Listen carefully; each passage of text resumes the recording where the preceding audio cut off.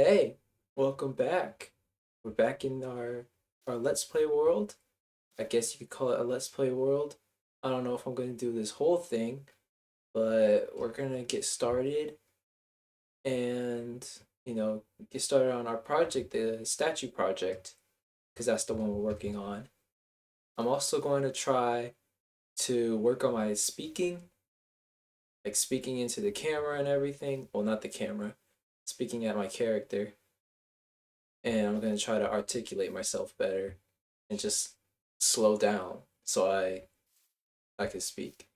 And as you can tell, I'm not doing very good, but I'm learning. So there's that.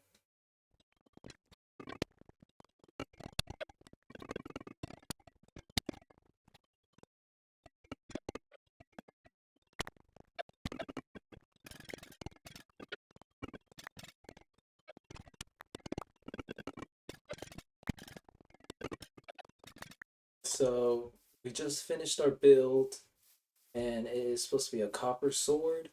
And hopefully, when it oxidizes and turns completely green, it'll still look pretty cool.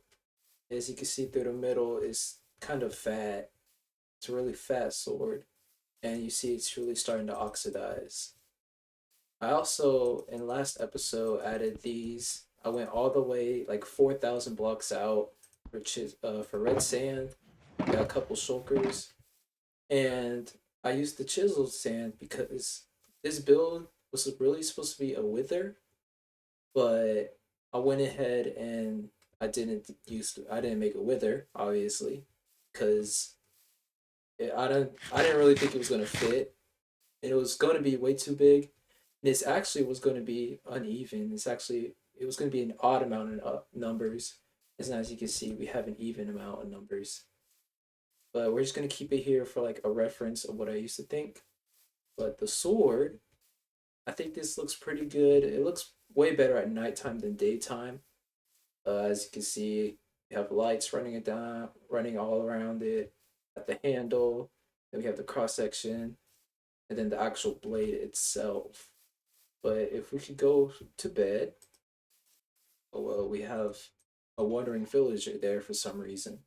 But I think it looks pretty good even in the daytime. You just say you're just going around, like you're just trying to go over to the firework. Just, you see it in the distance, turn around here. I mean, you could just see the whole thing in the distance. I think it looks pretty good. I'm actually really proud because wow, this is a lot of blocks. And I think it looks good. All we have to do really is just, make a path all around it so it connects up to the path that goes to the museum. Finishing that statue build was not the only thing I want to do for this episode. As you can see from the last episode, things changed in my original survival base. I had a couple more paintings, a rug, a bell. I've also had a jack o' lantern and a cactus. And if you've ever seen my first ever video, it's called Minecraft Pillager Neutralized. This is sort of what my base used to look like back in 2021. And I'm trying to go back and add all that other stuff because I have no idea why I really destroyed all of that. So this is just one part of it.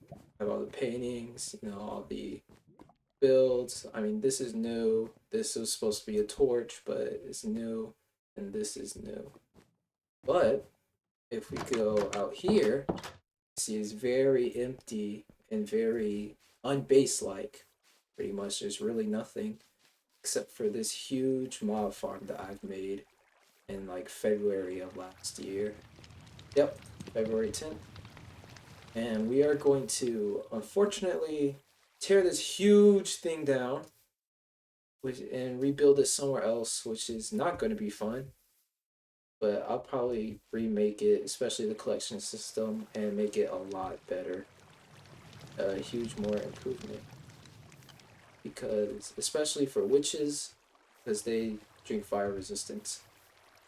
But we're just going to add a bunch of old stuff that I used to have, like a tree farm here. I'm gonna make an improved one, of course.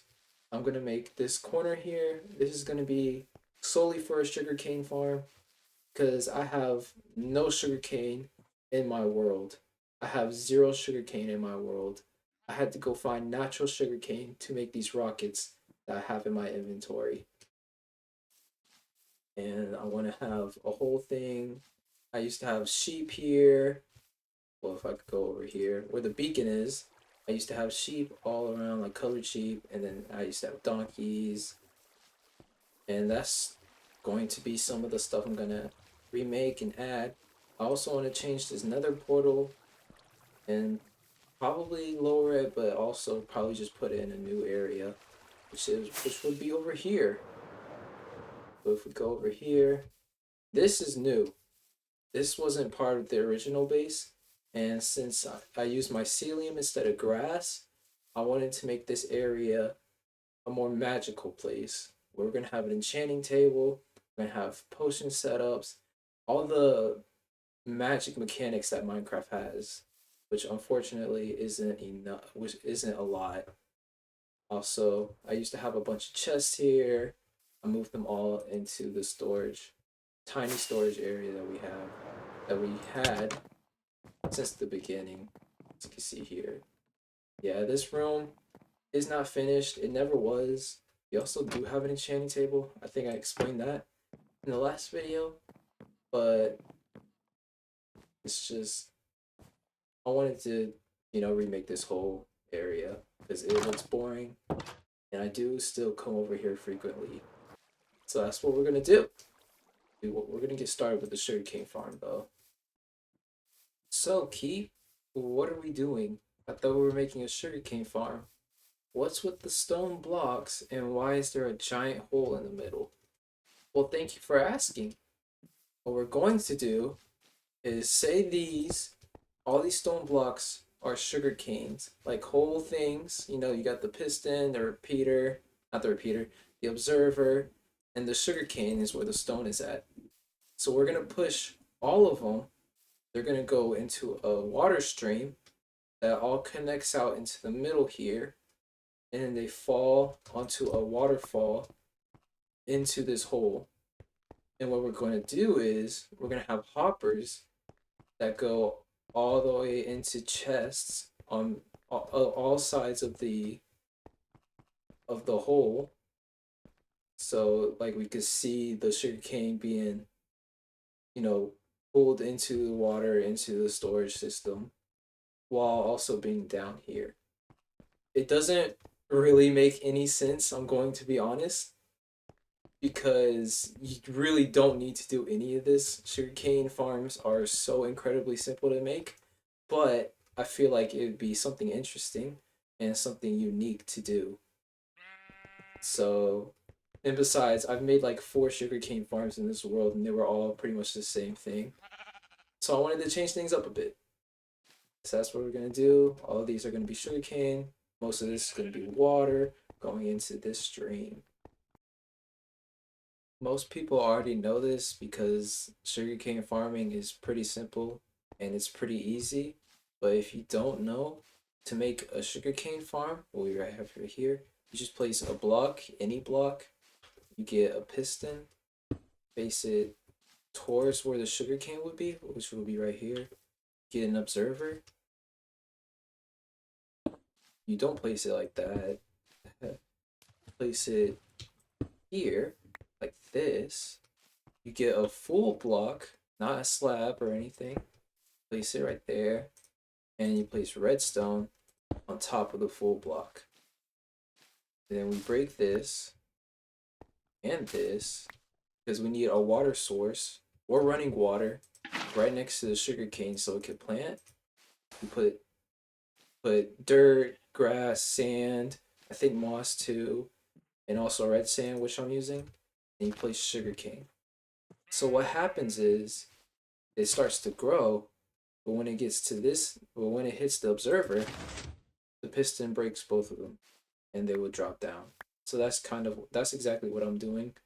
And we could test that out here. We have a bunch of sugarcane. But if this one grows, it breaks all of them. And you don't need an observer for every single one of these. You just need a redstone trail. And yes, I'm using red sand because I am a rich player.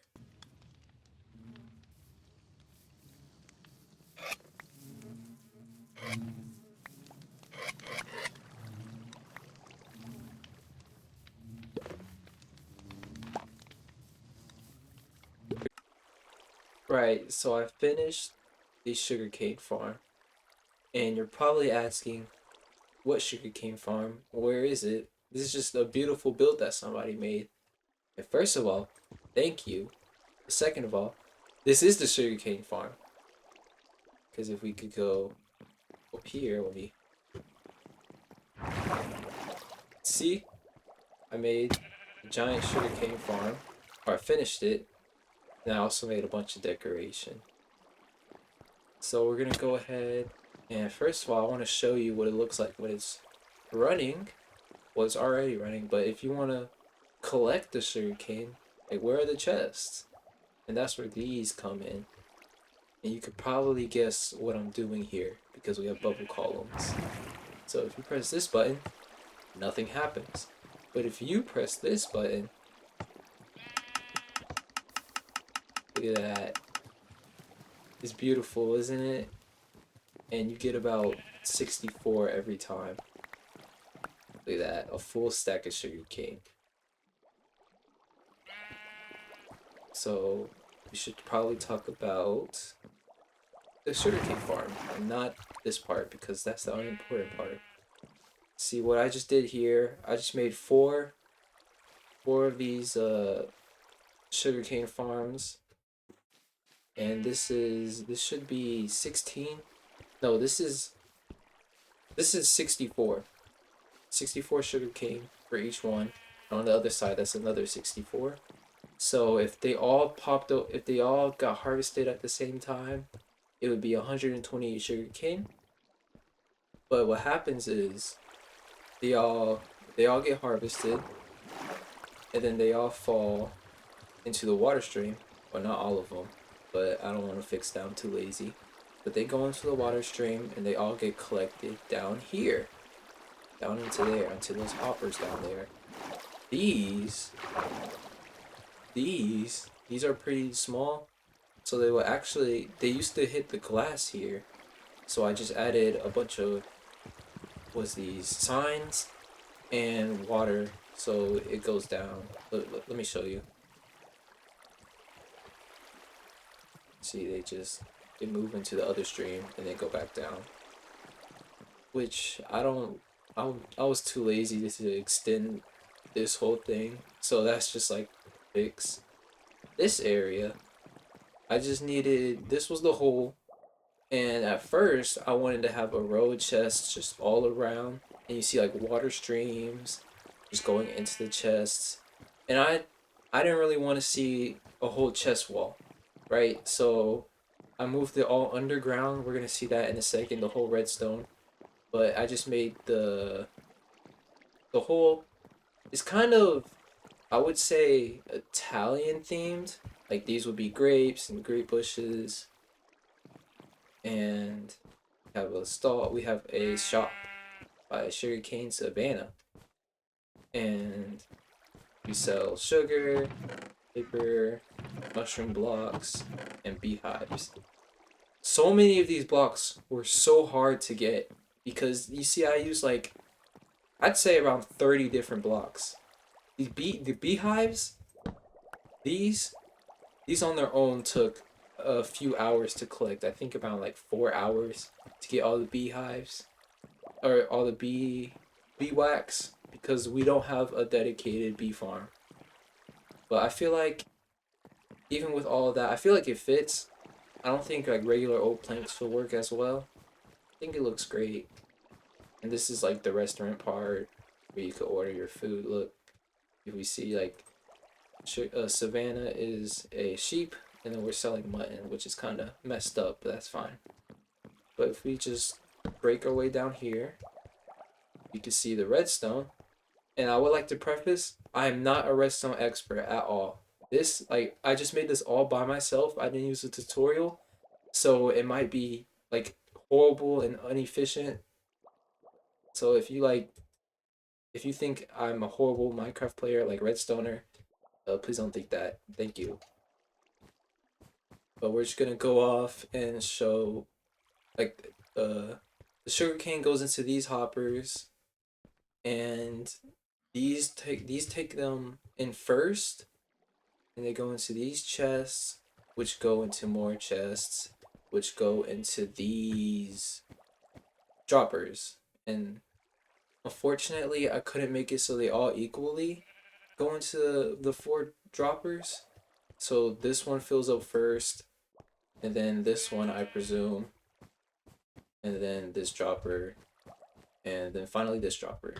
So it's a bit uneven, but I'm not really looking for efficiency. If the chests like fill up and like overflow, we don't have a problem where the sugarcane is just stuck.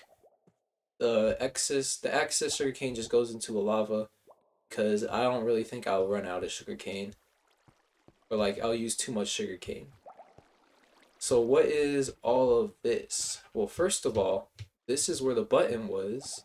If we go all the way up here, we just see we have a little trail that goes like the button's back there. We press the button, it just lights up all of this, and it starts up this contraption that we see here. I could go down here. So the redstone line, it gets hit by the repeater, and it goes into here. And this thing, I don't know what this is called, but it kind of it makes the droppers hit like activate 16 times before stopping. I use this for the firework machine, but I have no idea like what it's called. So like the redstone line, it hits both this repeater and also this repeater, these two repeaters, as sort of a U shape, which eventually locks this hopper, or not hopper, this repeater. So the repeater doesn't keep firing. It's kind of like it's like a timer.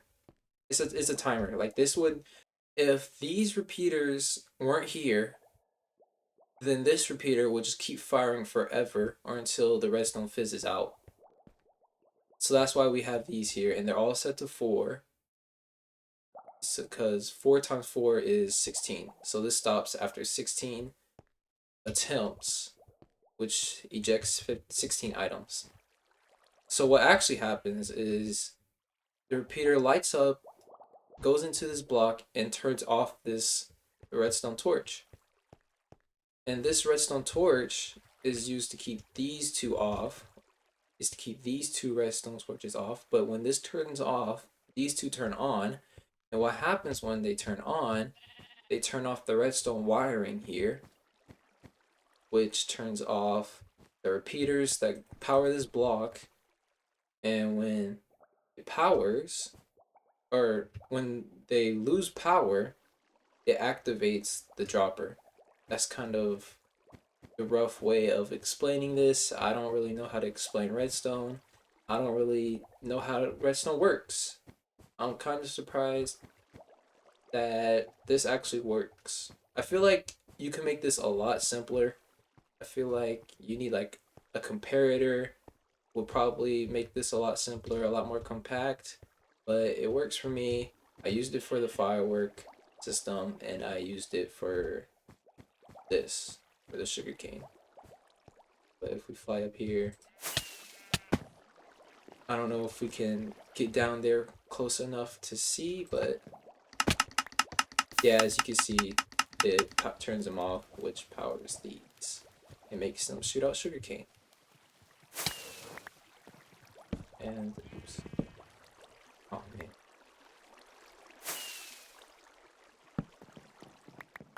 And yeah, we get 64 sugarcane each time.